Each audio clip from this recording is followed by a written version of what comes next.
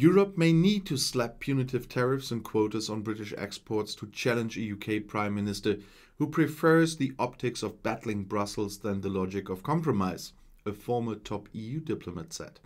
Former Irish Prime Minister John Bruton, who was the EU's ambassador to Washington from 2004 to 2009, says the British are behaving provocatively by shrugging off a rare formal reprimand from the US and rejecting a temporary veterinary deal with Europe.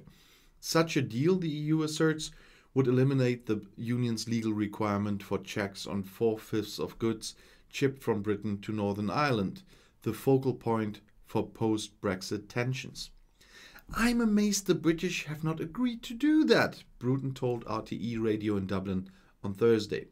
Such a deal, he said, would diffuse the fight over deepening checks on goods arriving in Northern Irish ports. While Britain says it can't strike even a temporary deal because this would restrict its ability to pursue trade deals elsewhere, Bruton rejected this as nonsensical given the timescales involved.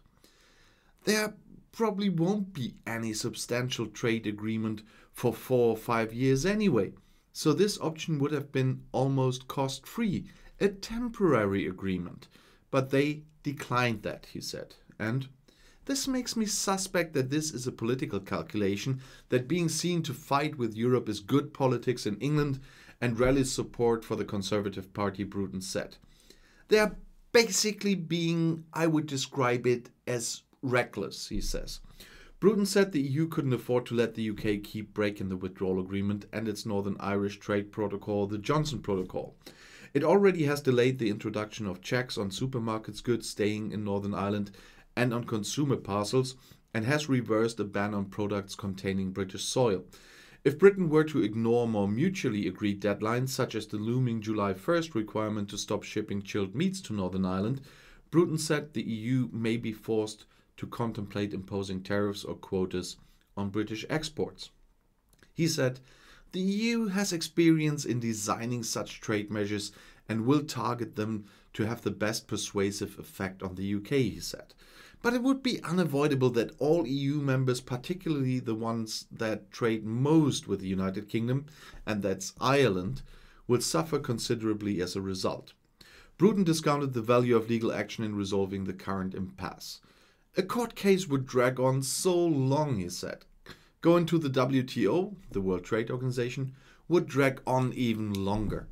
He held out hope that Boris Johnson might rethink his opposition to a veterinary deal on common food standards when he meets European Commission President von der Leyen and European Council President Charles Michel at G7 events this weekend. If not, he said, Britain would increasingly be seen as a country whose word cannot be trusted and which agrees to treaties to get something and then, when it has got it, decides to ignore the treaty anyway. And Biden made clear that he thinks that way already, and with the minimum tax thing, we saw that once again.